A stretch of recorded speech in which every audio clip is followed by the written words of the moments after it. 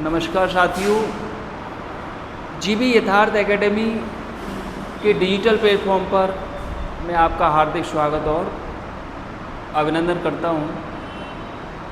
साथियों, कल अपन ने टॉपिक पढ़े थे स्वदेशी आंदोलन और स्वदेशी आंदोलन बंगाल का विभाजन। बंगाल का विभाजन या बंग भंग आंदोलन एक ही बात है। बंगाल विभाजन के विरोध में बंगाल के नेताओं ने कौन सा आंदोलन चलाया था? स्वदेशी आंदोलन। स्वदेशी आंदोलन के मुख्य नेता कौन थे? सुरेंद्र नाथ बनर्जी। स्वदेशी आंदोलन में सबसे अधिक बहिष्कार किस वस्तु का हुआ था? विदेशी कपड़ों का हुआ था। दूसरे नंबर पर अंग्रेजी शिक्षा का बहिष्कार हुआ था। स्वदेशी आंदोलन के समय एक राष्ट्रीय विद्यालय स्थापित किया गया था, रंगपुर विद्यालय, बंगाल में रंगपुर विद्यालय। और इस विद्यालय के प्रिंसिपल बनाए गए थे अरविंद घोष। अरविंद घोष इस विद्यालय के प्रिंसिपल बनाए गए थे। स्वदेशी आंदोलन के समय 2 दिवस मनाए गए थे, शोक दिवस और राखी दिवस। 16 अक्टूबर 1905 को बंगाल का विभाजन प्रभावी हुआ था, लागू हुआ था। तो बंगाल विभाजन के विरोध में 16 अक्टूबर 1905 को शोक दिवस मनाया गया था। शोक दिवस का मतलब था बंगाल के लोगों ने खाना पीना नहीं खाया था, उपवास रखा था, अंग्रेज़ों को दिखाने के लिए कि अंग्रेज़ों आपके बंगाल विभाजन का हम किस प्रकार विरोध कर रहे हैं। राखी दिवस, ये जो राखी दिवस मनाया गया था रविन्द्रनाथ टैगोर के सुझाव पर मनाया गया था। और राखी दिवस का मतलब था बंगाल की जनता ने अर्थात हिंदू मुस्लिमों ने एक दूसरे के हाथों पर राखियाँ बांधी थी। भाईचारा दिखाने के लिए एक दूसरे के हाथों पर राखियाँ बांधी थी। इसी आंदोलन के समय, स्वदेशी आंदोलन के समय रविन्द्रनाथ टैगोर ने बंगाली भाषा में एक गीत लिखा था, अमार सोनार बांग्ला, अमार सोनार बांग्ला। और उन्होंने एक नारा दिया था, एक ला चलो रे, एक ला चलो रे, ये भी बंगाली भाषा में था। तो स्वदेशी आंदोलन में बंगाल की महिलाओं ने पहली बार अपने घरों से निकलकर आंदोलन में बढ़ चढ़कर हिस्सा लिया। विदेशी दुकानों पर शांतिपूर्वक धरना दिया। स्वदेशी आंदोलन का सबसे अधिक जो प्रभाव पड़ा था वो सांस्कृतिक क्षेत्र पर पड़ा, सांस्कृतिक क्षेत्र पर पड़ा था। जैसा कि मैंने कल बताया था, रविन्द्रनाथ टैगोर ने अपने भारत की जो पारंपरिक चित्रकला शैली थी उस पर चित्र बनाए थे, जैसे अजंता, एलोरा, राजपूत पेंटिंग, मुग़ल पेंटिंग, इस पर उन्होंने चित्र बनाने प्रारंभ कर दिए थे। स्वदेशी आंदोलन में जो मुख्य उपलब्धि थी, स्वदेशी आंदोलन में जो मुख्य उपलब्धि थी वो क्या था? भाई, बंगाल की जनता में एक आत्मशक्ति और आत्मनिर्भरता की भावना जागृत हुई थी। आत्मशक्ति और आत्मनिर्भरता की भावना जागृत हुई थी। मतलब बंगाल के लोग समझ गए थे, भाई अब हम अपनी चीज़ों पर, अपनी वस्तुओं पर डिपेंड रह सकते हैं। विदेशी कपड़ों पर, विदेशी चीज़ों पर अब निर्भर रह के हमारा काम नहीं चल सकता। तो जो स्वदेशी आंदोलन था, जो नरम दल के नेता थे, नरम दल के नेता स्वदेशी आंदोलन को केवल बंगाल तक सीमित रखना चाहते थे। लेकिन जो गरम दल के नेता थे इस स्वदेशी आंदोलन को संपूर्ण भारत में फैलाना चाहते थे। तो जो स्वदेशी आंदोलन था बंगाल के अतिरिक्त कुछ अन्य प्रांतों में भी चलाया गया था। जैसे दिल्ली में स्वदेशी आंदोलन किसने चलाया था? सैयद हैदर रजा। पंजाब में अजीत सिंह और लाला लाजपत राय। इधर महाराष्ट्र में चलाया था बाल गंगाधर तिलक। उधर तमिलनाडु में चलाया था चिदम्बरम पिल्ले। तो जो स्वदेशी आंदोलन था बंगाल के अतिरिक्त भारत के अन्य प्रांतों में भी चलाया गया था। उसके आगे मैंने आपको बताया था मुस्लिम लीग की स्थापना। मुस्लिम लीग की स्थापना, मुस्लिम लीग की स्थापना कब हुई थी? 30 दिसंबर 1906। 30 दिसंबर 1906। 1906 में भारत का गवर्नर जनरल कौन था? Lord Minto. Lord Minto Bharat का गवर्नर जनरल था। तो मुस्लिम लीग के जो नेता थे, भारत के जो मुस्लिम नेता थे, उनके दिमाग में एक बात बैठी थी, भाई ये कांग्रेस जो पार्टी है ये तो हिंदुओं का भला करने वाली पार्टी है, इससे मुस्लिम जाति का भला नहीं हो सकता। अतः भारत के मुस्लिम नेताओं ने अपनी अलग पार्टी बनाने का संकल्प लिया। भाई हम भी अपनी अलग पार्टी बनाई थी। उन्होंने अपनी अलग राजनीतिक पार्टी बनाने की बात सोची। तो सभी जो मुस्लिम नेता थे, आगा खां के नेतृत्व में, मुस्लिम नेता थे आगा खां, ये कह सकते हैं कि मुस्लिम लीग के सबसे सीनियर नेता थे, सबसे वरिष्ठ नेता थे आगा खां। आगा खां के नेतृत्व में मुस्लिम नेताओं का एक प्रतिनिधि मंडल कहाँ पर किससे मिलने गया था? आगा खां किससे मिलने गए थे? लॉर्ड मिंटो से। और लॉर्ड मिंटो कहाँ पर था? शिमला में था। ये सब मुस्लिम नेता लॉर्ड मिंटो से मिले। लॉर्ड मिंटो ने पूरा आश्वासन दिया। भाई मिंटो ने मुस्लिम नेताओं से कहा, भाई ठीक है, आपकी जो जो मांगे हैं हम सबको पूरा करेंगे। भाई अंग्रेज़ तो वैसे भी चाहते थे डिवाइड एंड रूल, बांटो और राज्य करो। अंग्रेज मिंटो बहुत खुश हुआ, भाई अब तो अच्छी बात है, ये मुस्लिम नेता हमारे पास अरे खुद चलकर आए हैं, अब तो हमारा शासन आसानी से चलता रहेगा। मिंटो ने मुस्लिम नेताओं को पूरा आश्वासन दे दिया। इसके बाद मुस्लिम नेताओं ने मुस्लिम लीग की स्थापना की थी। तो मुस्लिम लीग का संस्थापक कौन था? सलीमुल्लाह खां। ढाका का नवाब था सलीमुल्लाह खां। इसने ढाका में मुस्लिम लीग की स्थापना की। 30 दिसंबर 1906 को मुस्लिम लीग की स्थापना हुई। अच्छा, मुस्लिम लीग का प्रथम अध्यक्ष कौन था? बकार उल मुल्क मुश्ताक हुसैन। मुस्लिम लीग का प्रथम अध्यक्ष था बकार उल मुल्क मुश्ताक हुसैन। तो मुस्लिम लीग ने भी अपने कुछ उद्देश्य निश्चित किए थे।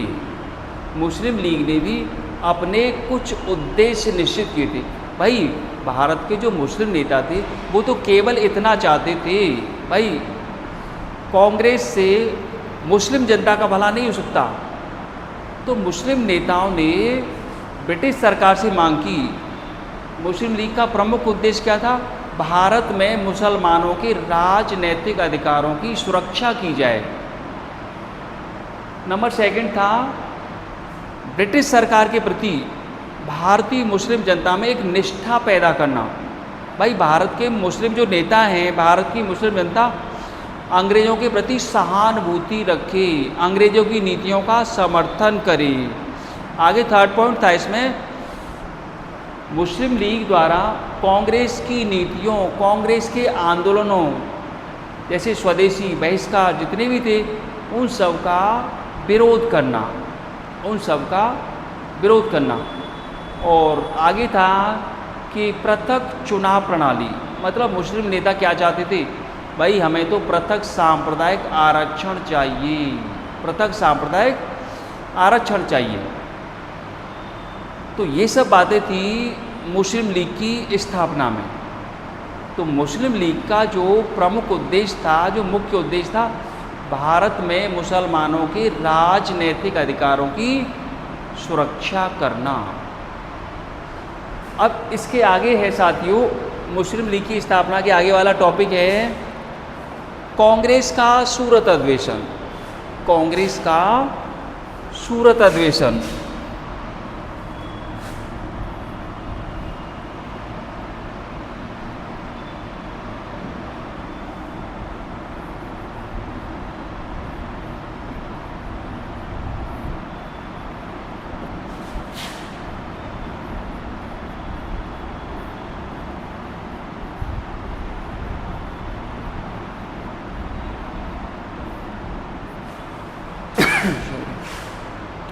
कांग्रेस का सूरत अधिवेशन कब हुआ था? दिसंबर 1907। दिसंबर 1907। देखो, इसी अधिवेशन में कांग्रेस का विभाजन हुआ था, तो अपन इसकी दूसरी हेडिंग कह सकते हैं कांग्रेस का विभाजन।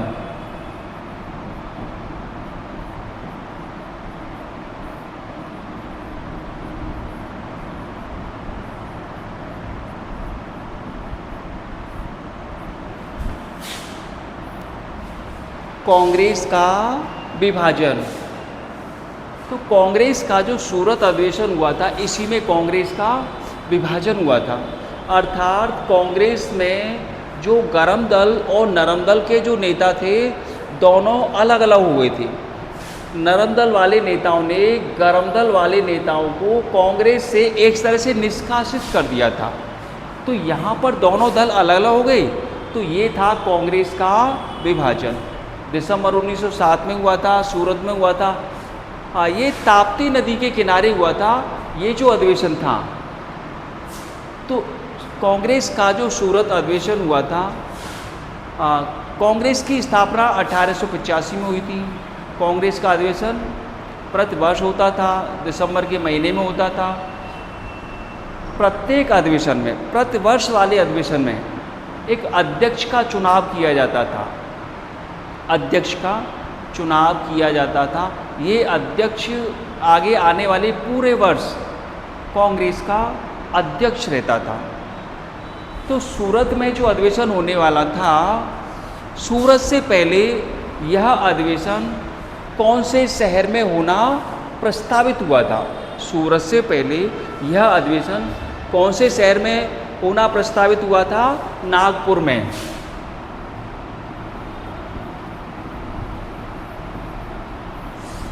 सूरत से पहले यह अधिवेशन नागपुर में होना प्रस्तावित था। तो नागपुर में होना प्रस्तावित था। तो अध्यक्ष पद के लिए गरम दल के नेताओं ने, यहाँ पर गरम दल के नेताओं ने अध्यक्ष पद का उम्मीदवार यहाँ पर किसे नियुक्त किया था? बाल गंगाधर तिलक।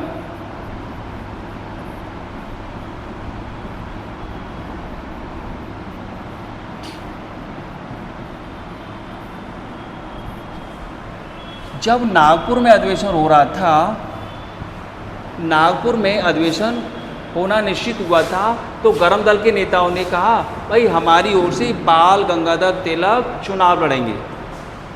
नागपुर मध्य प्रांत में पड़ता था और तिलक महाराष्ट्र के रहने वाले थे, और महाराष्ट्र उस समय बम्बई प्रांत में आता था। बम्बई एक प्रांत था, महाराष्ट्र और गुजरात दोनों बम्बई प्रांत में आते थे। तो नागपुर में गरम दल के नेताओं ने बाल गंगाधर तिलक को अपना अध्यक्ष पद का उम्मीदवार नियुक्त किया। लेकिन नरम दल वाले नहीं चाहते थे कि बाल गंगाधर तिलक अध्यक्ष बने, क्योंकि तिलक गरम दल के नेताओं में, कांग्रेस के नेताओं में सबसे उग्र नेता थे, जुझारू नेता थे। इसीलिए तिलक का नाम प्रस्तावित किया गया। तो नरम दल वाले नेताओं ने नागपुर से स्थान चेंज करवाकर, स्थान बदलकर कहाँ पर कर दिया था? सूरत में कर दिया।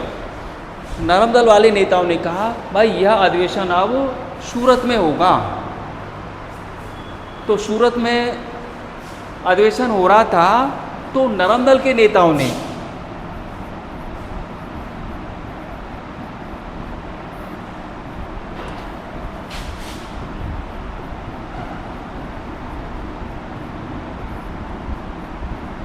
अध्यक्ष पद का उम्मीदवार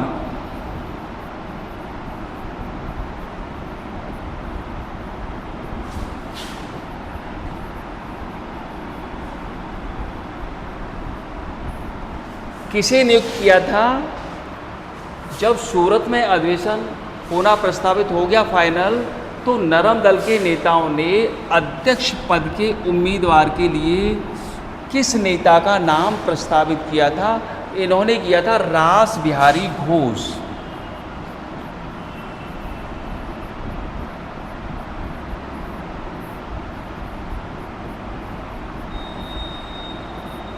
तो नरम दल के नेताओं ने कहा भाई हमारी ओर से अध्यक्ष पद का चुनाव कौन लड़ेंगे? रास बिहारी घोष। लेकिन जब सूरत में अधिवेशन हो रहा था तो गरम दल के नेताओं ने अध्यक्ष पद का उम्मीदवार सूरत में किसे बनाया था? यहाँ पर सूरत में जब हो रहा था तो इन्होंने गरम दल के नेताओं ने बनाया था लाला लाजपत राय।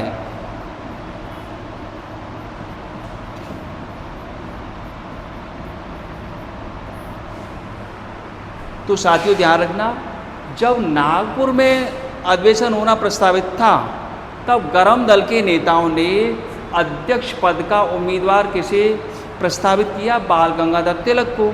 लेकिन नरम दल वाले नहीं चाहते थे कि तिलक अध्यक्ष बने, इसीलिए स्थान चेंज करवा दिया, सूरत में करवा दिया। जब अधिवेशन सूरत में हो रहा था तब गरम दल के नेताओं ने अध्यक्ष पद का उम्मीदवार लाला लाजपत राय को निश्चित कर दिया था, प्रस्तावित कर दिया था। और नरम दल के नेताओं ने किसे प्रस्तावित किया? रास बिहारी घोष। लेकिन जब चुनाव हुआ, मतदान हुआ तो रास बिहारी घोष को वोट ज़्यादा मिली थी। तो अध्यक्ष पद के लिए कौन जीता? विजय किसकी हुई? रास बिहारी घोष कांग्रेस के सूरत अधिवेशन में अध्यक्ष पद के लिए विजय हुई थी। लाला लाजपत राय हार गई। तो देखो यहाँ पर अध्यक्ष पद को लेकर दोनों दलों में, नरम दल गरम दल दोनों दलों में आपस में लड़ाई झगड़ा हो गया। और इसके बाद दोनों दलों में क्या हो गया? कांग्रेस का विभाजन। कांग्रेस का विभाजन।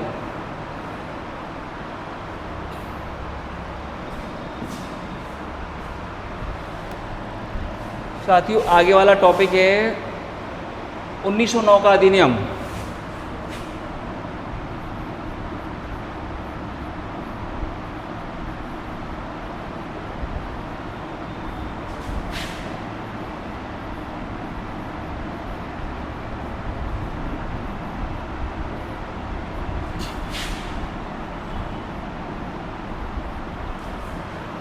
भारत परिषद अधिनियम 1909। देखो इसका एक अन्य नाम भी है, इसका एक अन्य नाम भी है मार्ले मिंटो सुधार।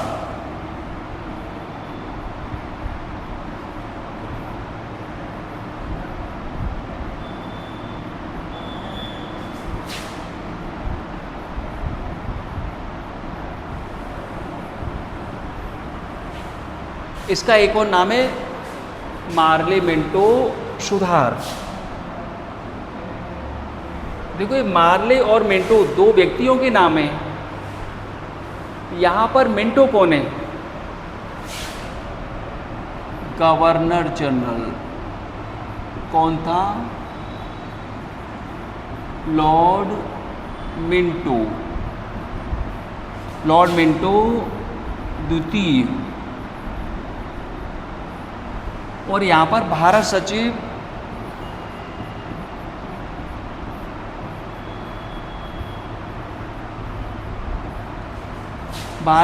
है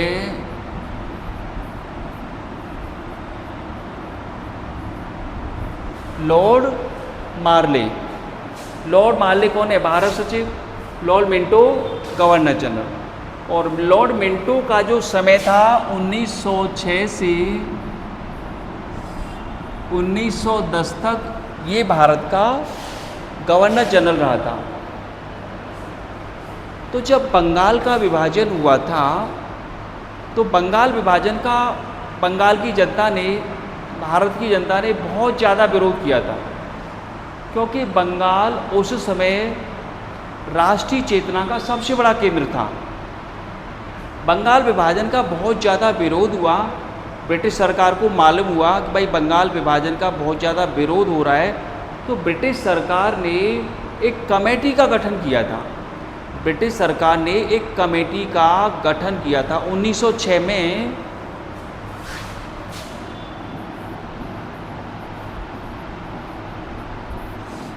ब्रिटिश सरकार ने 1906 में ब्रिटिश सरकार ने 1906 में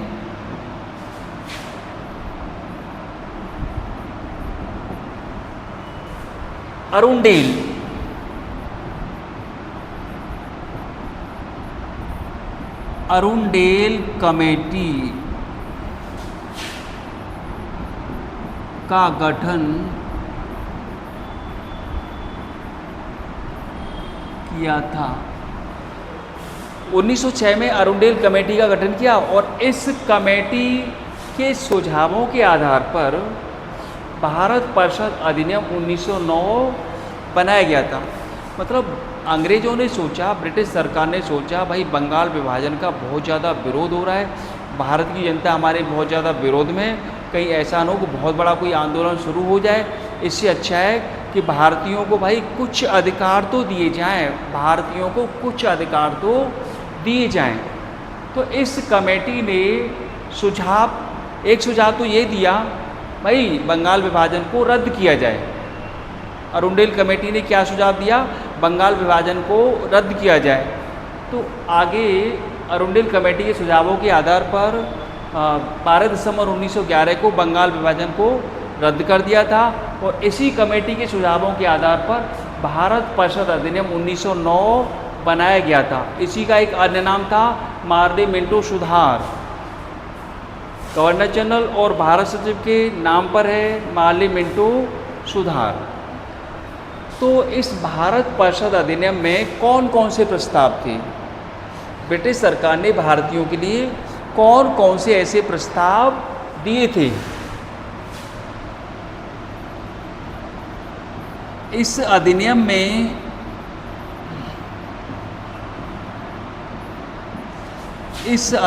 में निम्न प्रस्ताव थी।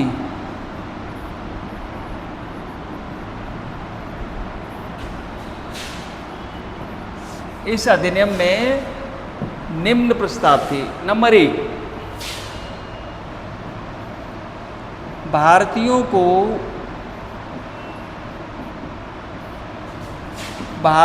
को विधि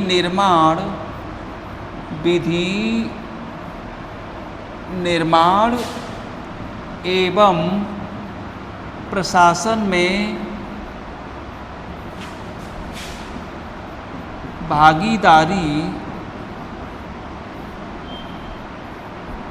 दी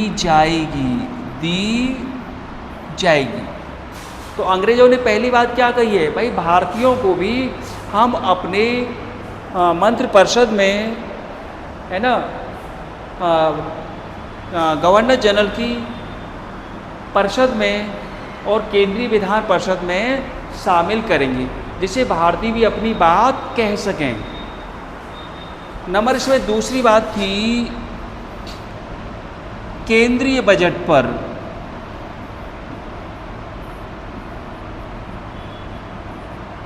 केंद्रीय बजट पर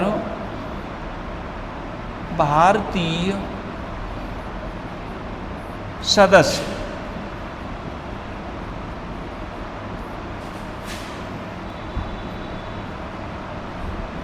केंद्रीय विधान परिषद में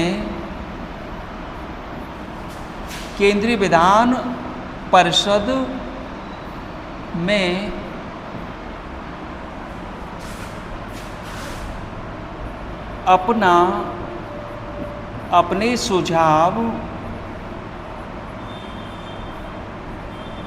दे सकते हैं।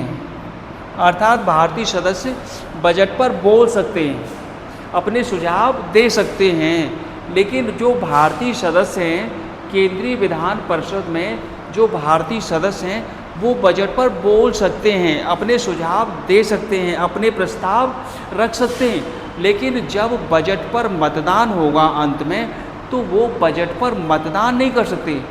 तो भारतीयों को यहाँ पर बोलने का तो अधिकार दिया है, लेकिन बजट पर मतदान करने का अधिकार नहीं दिया। लेकिन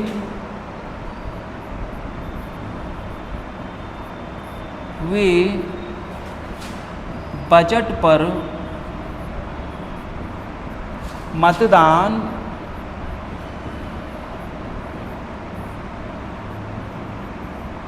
नहीं कर सकती।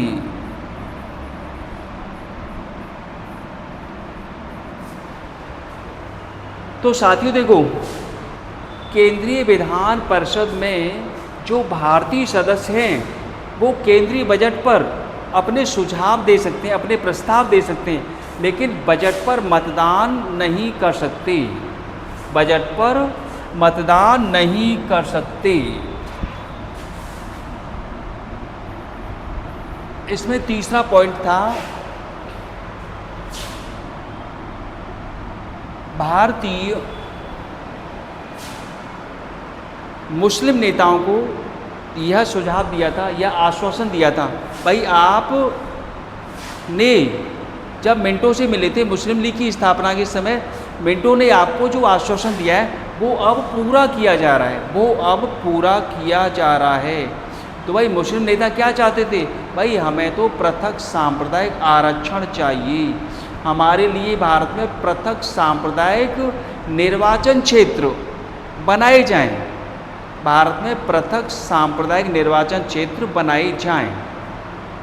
तो इसमें तीसरा पॉइंट था, अंग्रेजों ने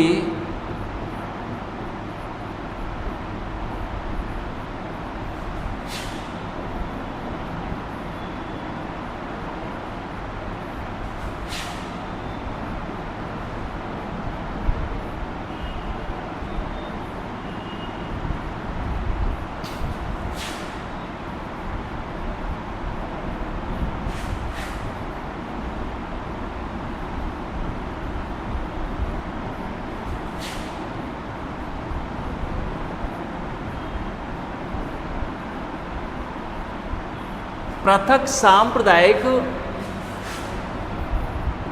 निर्वाचन क्षेत्र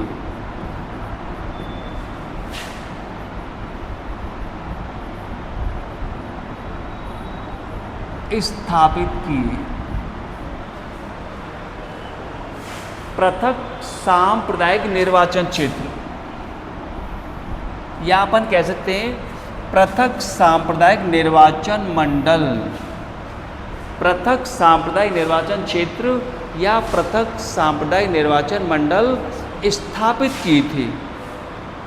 ये जो पृथक सांप्रदायिक निर्वाचन मंडल जो बनाए गए थे, भारत में जिन जिन क्षेत्रों में मुस्लिम जनसंख्या बहुसंख्यक थी, उन क्षेत्रों में ब्रिटिश सरकार ने मुसलमानों के लिए सीटें निर्धारित की थी, सीटें आरक्षित की थी। और जिस क्षेत्र में मुस्लिम सीट आरक्षित है, उस क्षेत्र की सीट से केवल मुस्लिम उम्मीदवार ही उस पद के लिए खड़ा होगा, और उस क्षेत्र की जो मुस्लिम जनता है, केवल मुस्लिम जनता को ही वोट डालने का अधिकार था, केवल मुस्लिम जनता को ही वोट डालने का अधिकार था। यदि उस क्षेत्र में किसी अन्य संप्रदाय की जनता रह रही है, किसी अन्य धर्म की जनता रह रही है, तो अन्य धर्म की जनता को वोट डालने का अधिकार नहीं था। किसी भी मुस्लिम निर्वाचित सीट पर, किसी भी मुस्लिम आरक्षित सीट पर केवल मुस्लिम उम्मीदवार ही खड़ा होगा और उस क्षेत्र की मुस्लिम जनता ही वोट डालेगी। तो ये था पृथक सांप्रदायिक निर्वाचन मंडल या पृथक सांप्रदायिक निर्वाचन क्षेत्र। तो पहली बार मुसलमानों को आरक्षण दिया गया। तो जब आरक्षण दे दिया तो भारत में जो निर्वाचन क्षेत्र थे उनको 3 भागों में डिवाइड किया था। भारत में निर्वाचन क्षेत्रों को 3 भागों में विभाजित किया था। ये 3 भाग कौन कौन से थे?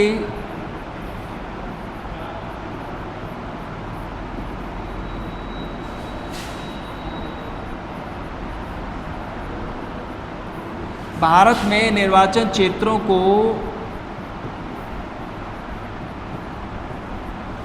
3 भागों में विभाजित किया गया।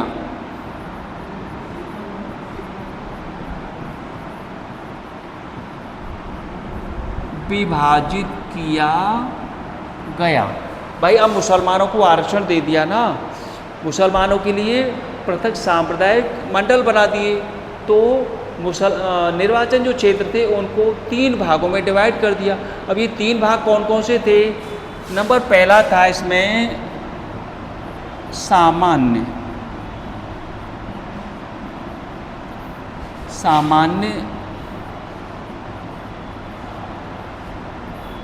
निर्वाचन क्षेत्र, सामान्य निर्वाचन क्षेत्र। दूसरा वर्गीय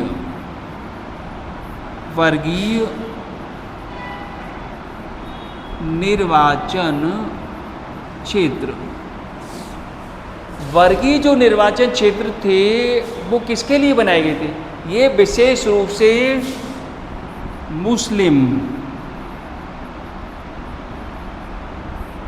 मुस्लिम नेताओं के लिए बनाए गए थे। वर्गीय निर्वाचन क्षेत्र थे वो सांप्रदायिक निर्वाचन क्षेत्र थे, मुस्लिम नेताओं के लिए, मुस्लिम जनता के लिए बनाए गए थे। अब इसमें तीसरा क्षेत्र है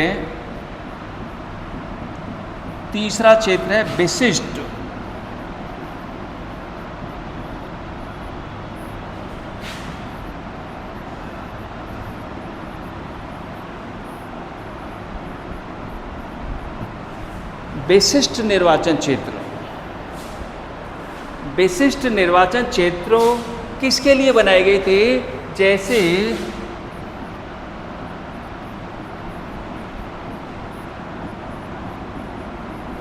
जमींदार,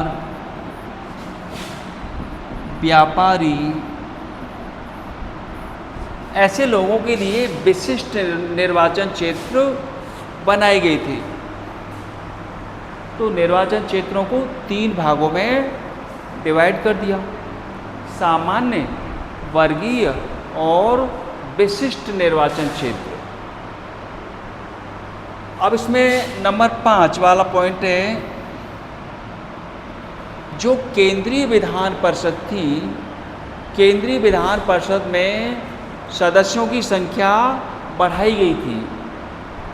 जैसा कि पहले वायसराय या गवर्नर जनरल। देखो अभी भारत का गवर्नर जनरल कौन है? 1909 में भारत का गवर्नर जनरल कौन है? Lord Minto. ये जो लॉर्ड मिंटो है ये भारत का गवर्नर जनरल भी है और भारत का वायसराय भी है, लेकिन इसको एक ही व्यक्ति है, इसको 2 पद मिले हुए हैं, लेकिन दोनों पदों का कार्य भी इसका अलग अलग था।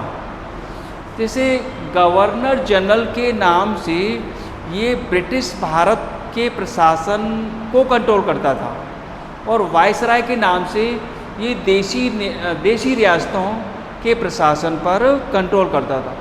तो वायसराय किसके लिए बनाया गया? देशी रियासतों के लिए। और गवर्नर जनरल किसके लिए था?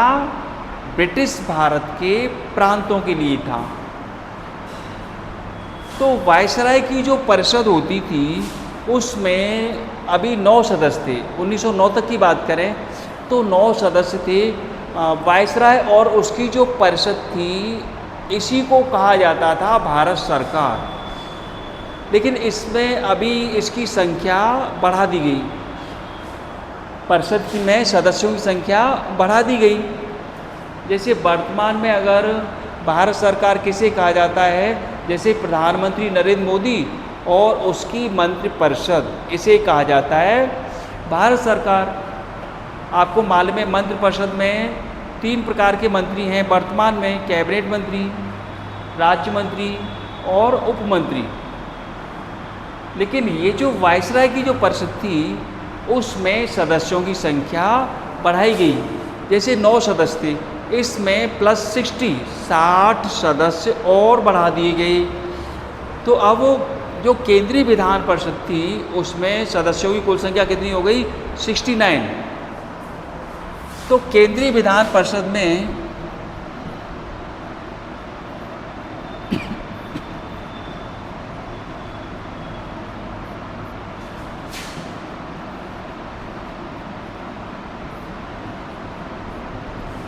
केंद्रीय विधान परिषद में सदस्यों की संख्या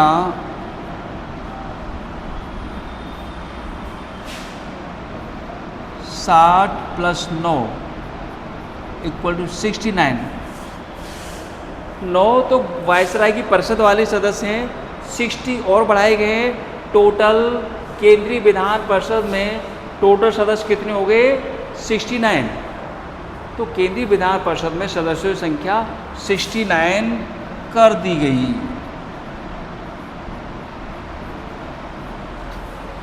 अभी 69 सदस्यों में 37 सदस्य कैसे सदस्य थे? सरकारी।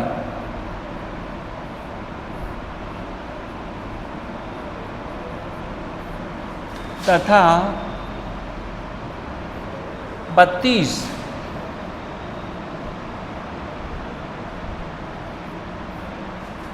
सदस्य गैर सरकारी।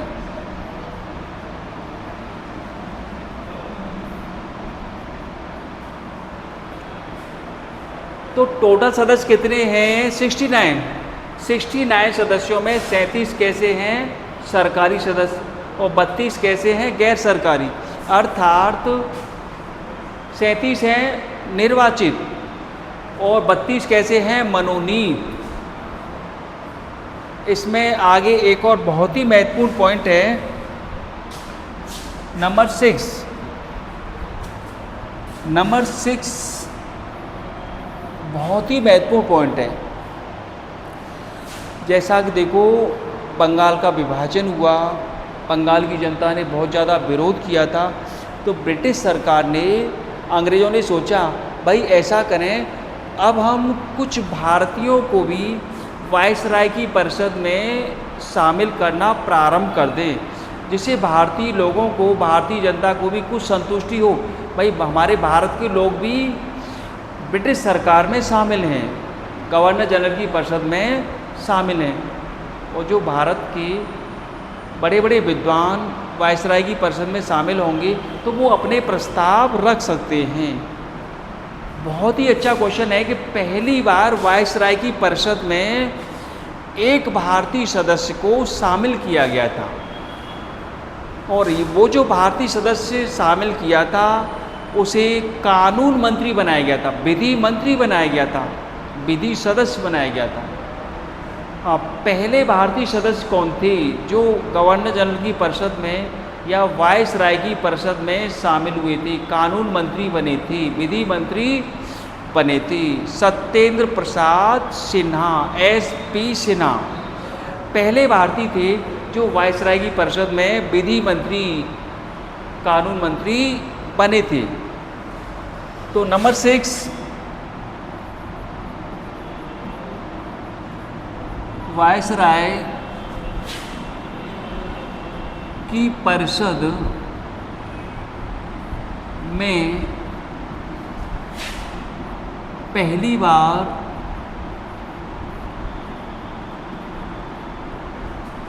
किसी एक भारतीय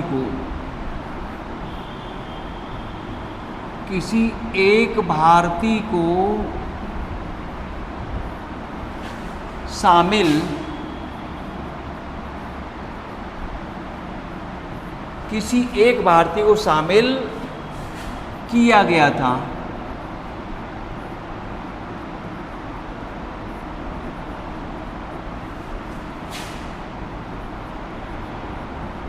सत्येंद्र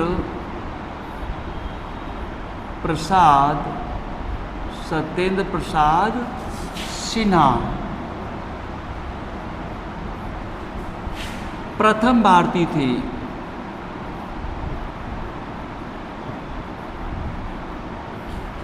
प्रथम भारतीय थे जिन्हें वायसराय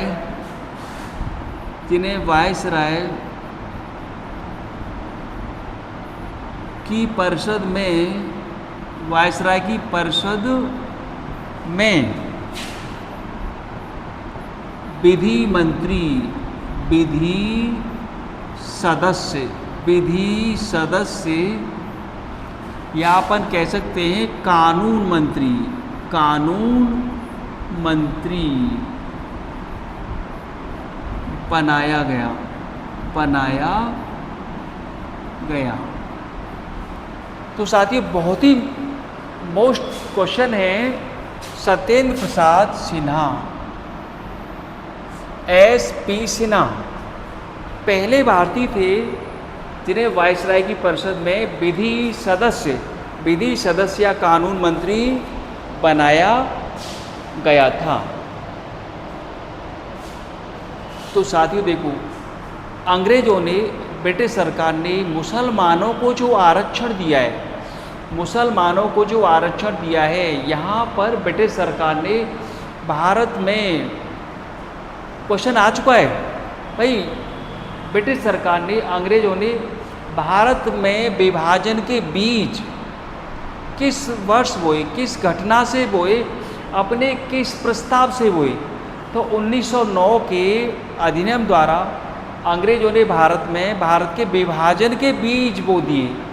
अरे मुसलमानों को जो आरक्षण दिया है, आगे चलकर ये लोग कभी एक नहीं हो पाए और अंत में भारत का विभाजन हो गया था। तो इसी समय की बात है, लॉर्ड मिंटो, वायसराय कौन है? Lord Minto. मिंटो ने मार्ले को, भारत सचिव कौन है? लॉर्ड मार्ले। मिंटो ने भारत सचिव मार्ले को एक पत्र लिखा था। इस पत्र में क्या लिखा था? मिंटो ने लिखा, भाई भारत में हम नाग दंत के बीज बो रहे हैं, इसकी फसल आगे चलकर जहरीली होगी। अर्थात मुसलमानों को जो आरक्षण दिया है, भारत का विभाजन होके रहेगा और हमारा अंग्रेजों का शासन आसानी से चलता रहेगा। फूट डालो और राज्य करो की नीति ब्रिटिश सरकार ने 1909 से स्पष्ट कर दी। तो यहाँ पर अपन कह सकते हैं लॉर्ड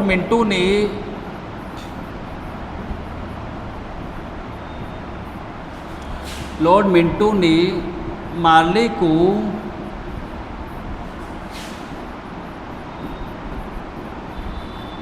एक पत्र में लिखा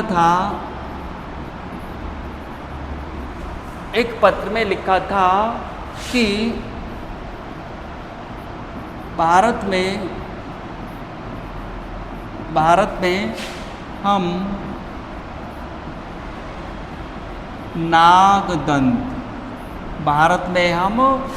नागदंत के बीज बो रहे हैं।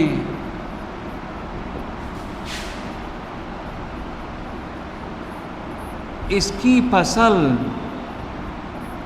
आगे चलकर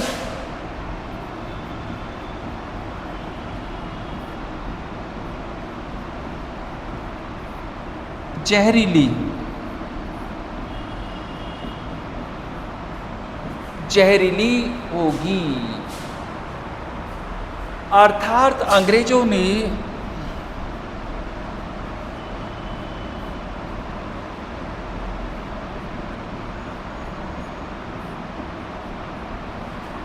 ने भारत में विभाजन की रूपरेखा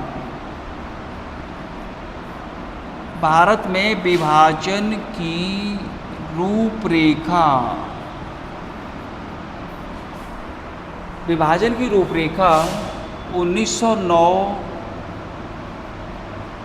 के अधिनियम द्वारा प्रस्तुत की थी।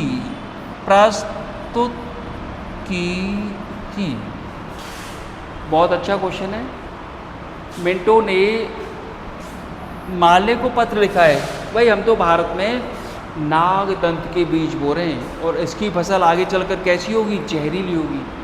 मुसलमानों को जो पृथक सांप्रदाय की जो आरक्षण दिया है, मुसलमानों के लिए जो पृथक सांप्रदायिक निर्वाचन जो मंडल बनाए हैं, आगे चलकर ये हमारे लिए कैसा काम करेंगे।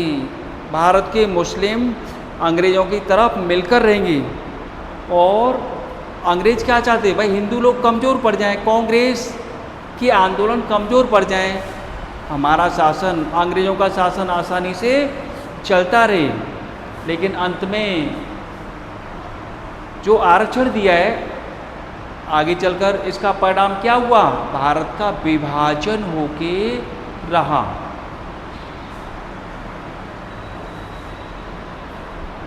तो मार्ले मिंटो सुधार।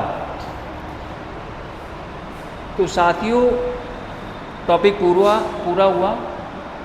आज इतना ही। धन्यवाद। Thank you.